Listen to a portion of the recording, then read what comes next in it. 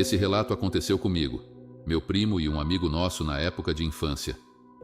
Como de costume, todos os domingos tinha jogo de futebol entre os adultos e os mais jovens, e o futebol ia da tarde até o anoitecer. Meu primo, nosso amigo e eu éramos do mesmo time. Nosso time perdeu, então tivemos que ficar de fora esperando nossa vez. Nesse intervalo, o pai desse nosso amigo pediu para irmos comprar cigarro. Morávamos em um morro na última rua e o bar que vendia cigarro ficava na última rua embaixo. Na época, não havia restrição para menores comprarem cigarro e bebida alcoólica nos botecos. Então descemos para comprar o cigarro. Sim, meu primo e eu fomos juntos. Chegando lá, ficamos no boteco para jogar algumas partidas de fliperama, até porque ia demorar para chegar nossa vez no futebol. Mas o tempo passou tão rápido que já era noite e nem percebemos. Demoramos, e o pai do nosso amigo com certeza estava bravo com a demora. Aí que vem a questão. Para chegarmos mais rápido, tivemos que cortar caminho, e fomos pelo pior caminho, onde todos tinham receio de passar a noite. Havia algumas casas em construção e outras já abandonadas, caindo aos pedaços, além de mato e árvores. Mesmo assim, fomos sem medo, destemidos. Estávamos mais preocupados com a bronca que íamos levar. Então pegamos esse caminho, passamos por uma escadaria até a rua de cima, atravessamos o quintal de uma casa abandonada até sair na nossa rua. Porém, saímos na parte escura da rua que costumava ser conhecida por relatos de assombrações. Não havia iluminação, as copas das árvores eram tão grandes que os galhos cobriam a rua, deixando tudo ainda mais escuro. Continuávamos andando e conversando até que nos deparamos com algo bizarro, muito sinistro. Ficamos paralisados por alguns segundos, olhando aquela coisa negra que também nos observava com olhos vermelhos em brasa. Aquilo estava na beira da estrada. De longe, não vimos. Com certeza estava de costas. Quando nos aproximamos, notou nossa presença e olhou para nós. Por isso não vimos os olhos daquela coisa de longe. Foi arrepiante. Despertamos daquele transe de segundos e gritamos muito. Corremos tanto que eu não sentia meus pés tocarem o chão de tanto pavor. Parecia que eu flutuava de medo. Ninguém queria ficar para trás, e de tanto um se agarrar ao outro, acabamos caindo. Para nossa sorte, aquilo não nos perseguiu. Na verdade, nem sequer fez algum som de animal ou criatura. Levantamos e corremos até onde havia luz, a galera ainda estava jogando bola. Tudo aconteceu a poucos metros, então todos ouviram nossos gritos. Os adultos ficaram preocupados, querendo saber o que havia acontecido. Estávamos em choque. Nos deram água com açúcar para nos acalmar e contar o que aconteceu. Menos apavorados, contamos sobre os olhos de brasa ou fogo. Não sei bem. Mas teve um detalhe. Naquele segundo em que ficamos paralisados, cada um de nós viu uma coisa diferente do outro. Eu vi um cão grande, negro e peludo, com orelhas grandes e focinho fino e comprido. Meu primo disse que viu um porco grande, também preto, com dentes enormes, tipo de javali. E nosso amigo disse que viu um cavalo preto, sem crina e com a cara desfigurada. Isso foi ainda mais esquisito, e para piorar, ninguém acreditou que isso poderia ser possível. Naquele local existiam relatos de lobisomem, mas ainda era cedo e nem era lua cheia. Porém, era quaresma. 25 anos ou mais se passaram, e ainda lembro disso. Meu primo e nosso amigo moram lá até hoje, mas o lugar está urbanizado, cheio de casas e iluminado. Então, será que era um lobisomem ou um demônio? Até hoje procuro uma resposta para o que seria aquela criatura. Apenas sei que era algo terrível.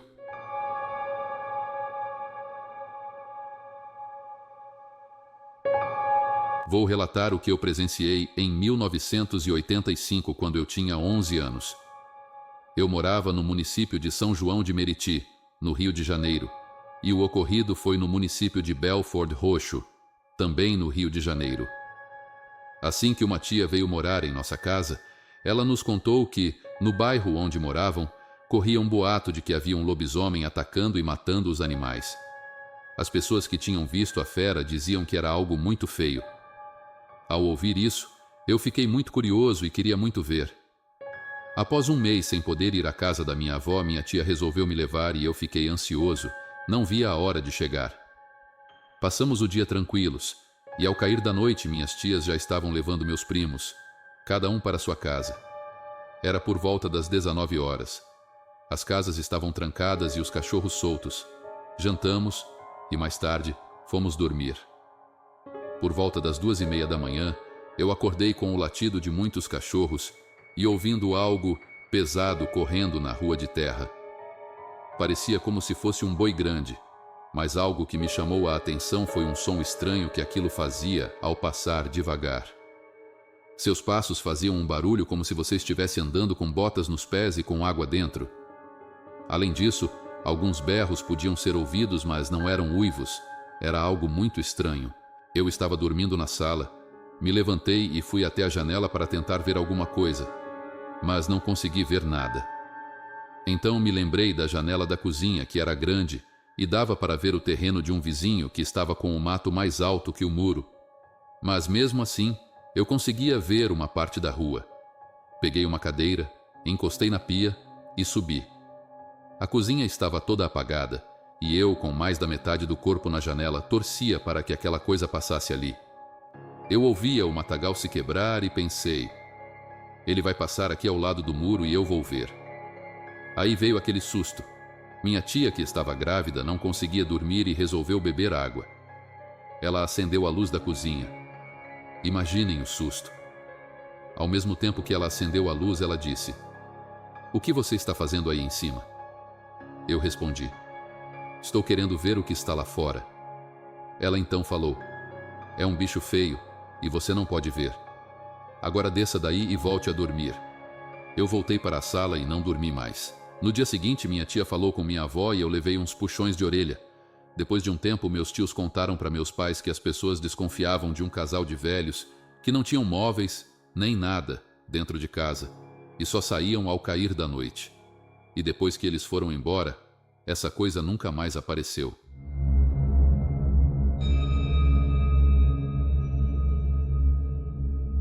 Moro no interior do Ceará, e por essas bandas são famosas as histórias dessa fera. Minha avó já me contou várias vezes que seu pai, o meu bisavô, nos anos de 1950, prendeu um lobisomem que era seu compadre. Isso aconteceu num puxadinho da fazenda onde ele guardava sacos de farinha. A criatura em questão era seu compadre, padrinho de uma das irmãs da minha avó, que traía sua esposa e não queria ir à igreja de jeito nenhum. Ficava com raiva só de ser chamado para ir, especialmente depois de começar a taía. Meu bisavô costumava trabalhar até de madrugada na fazenda. Todos se conheciam e diziam que esse compadre dele virava lobisomem, mas meu bisavô não acreditava, pois conhecia bem seu compadre. Até que em uma dessas madrugadas, ele estava armazenando farinha quando saiu por um instante e, ao voltar, viu que havia um animal bagunçando e comendo os sacos de farinha e outros grãos lá dentro. Meu bisavô, com muito medo, pensou que fosse uma onça preta e trancou a porta do puxadinho, rapidamente se afastando do local, pois a criatura arranhava a porta com raiva. Só retornando na manhã seguinte, ele viu a chocante fisionomia do seu compadre, nu e ainda dormindo lá dentro. Ao acordá-lo, o compadre disse que não lembrava de nada e que achava que estava doente por não ir à igreja, afirmando que aquilo já havia acontecido algumas vezes. Meu bisavô reconheceu na hora que ele era um lobisomem e o aconselhou a parar com a traição e ir à cidade pedir ao padre para se confessar e rezar por ele. O compadre concordou e ainda prometeu que não sairia mais de casa depois das 18 horas.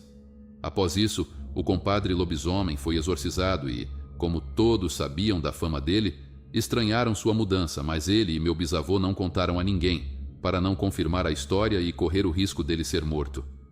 No entanto, meu bisavô quebrou a promessa e contou aquela história para sua família, de modo que seus parentes não buscassem a traição e não se afastassem da fé em Deus.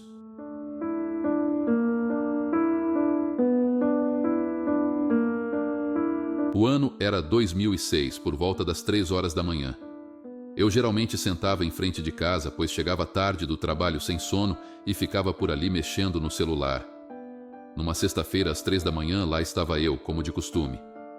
De repente, do outro lado da rua, avistei o lobisomem. Na hora, eu não imaginei que fosse isso, mas algo era estranho. Ele tinha o tamanho de, no mínimo, 3 cachorros da raça pastor alemão. As patas traseiras eram 3 vezes maiores que as da frente, o que chamou ainda mais minha atenção. Eu fiquei paralisado.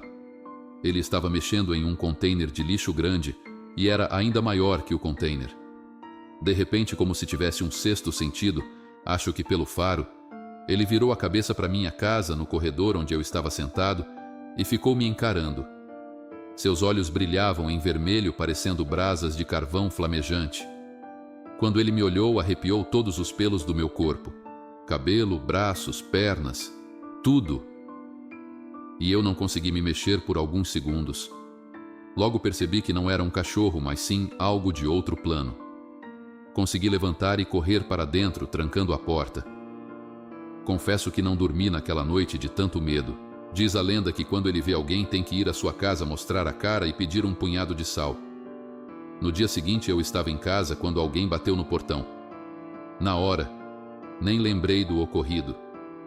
Atendi o portão e lá estava um andarilho, bem estranho, sujo e com roupas rasgadas. Ele não olhava nos meus olhos. Quando perguntei o que ele queria, ele me pediu para encher uma garrafa de água, dizendo que morava próximo às imediações, numa construção abandonada. Enchi a garrafa de água e entreguei para ele. Sem olhar para mim, ele falou: "Rapaz, obrigado pela água. Vou fazer uma sopa de pedras. Você poderia me arrumar um punhado de sal?" Nesse momento, um frio percorreu minha espinha. Ele me olhou, mas seus olhos eram de um azul esverdeado. Coloquei o sal na sacola, entreguei para ele sem olhar e ele pegou sem me olhar também. Seguiu seu caminho e eu nunca mais vi nem o bicho, nem o homem. Essa foi minha experiência pessoal. Inacreditável para quem nunca viu, por isso nunca contei para ninguém.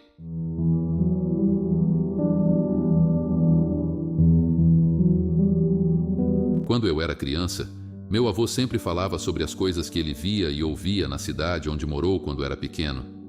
Ele gostava de contar histórias antigas, aquelas que passavam de geração em geração. Mas havia uma história que ele sempre contava com certo receio, quase como se estivesse revivendo cada momento. E esta semana, como foi de lua cheia, eu me lembrei dela. Meu avô estava sozinho em casa quando começou a ouvir barulhos vindos de fora. No começo, ele pensou que fosse algum animal perdido, como uma vaca ou um cachorro. Mas o som era diferente, mais pesado, como se algo estivesse rondando a casa. A porta da frente era de madeira maciça, velha e cheia de marcas do tempo. Meu avô, que não se assustava fácil, foi ver o que era. Não viu nada, apenas a escuridão lá fora. Mas o som continuava, agora mais perto. Ele contou que era um arranhar constante, como se unhas afiadas estivessem tentando rasgar a madeira. De repente veio o primeiro arranhão na porta. Meu avô disse que ficou imóvel, tentando ouvir melhor. O som continuou, cada vez mais forte. Parecia que a coisa lá fora queria entrar de qualquer jeito. Ele deu um passo para trás, sentindo o coração bater no peito como nunca antes. Os arranhões não paravam. Era insistente, como se aquilo estivesse faminto, desesperado. Ele disse que naquele momento sentiu um calafrio subir pela espinha, algo que ele nunca tinha sentido antes. Então, como num estalo, o barulho parou. O silêncio foi instantâneo e a sensação de perigo parecia ter ido embora com ele. Meu avô esperou, mas não ouviu mais nada. Quando o dia clareou, o pai dele abriu a porta com cautela e lá estavam as marcas. Arranhões profundos, como se algo com garras gigantes tivesse tentado entrar. As marcas ficaram na porta por anos. Ele nunca soube o que realmente era, mas depois daquela noite, sempre que a lua cheia se erguia no céu, seus pais trancavam todas as portas e janelas antes de escurecer. E mesmo com o passar dos anos, ele nunca se esqueceu daquela noite em que algo, ou alguém, o observava da escuridão. Essas histórias de lobisomem geralmente são contadas pelos mais velhos, principalmente quando moravam em zonas afastadas da cidade.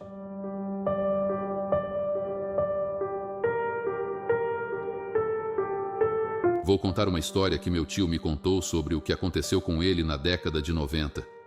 Ele sempre morou numa fazenda em Correntina, localizada na Bahia, com sua esposa e meus primos. Meu tio tinha 2 melhores amigos de caça, chamados Damião e José, e eles adoravam caçar, chegando a passar até 2 dias seguidos na mata. Eles gostavam mais de caçar porcos do mato, javalis e veados. Em uma noite de agosto, eles decidiram ir caçar, deixando a esposa e os filhos na fazenda.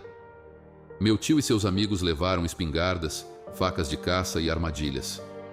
Ele contou que naquela noite sentiu uma sensação muito estranha.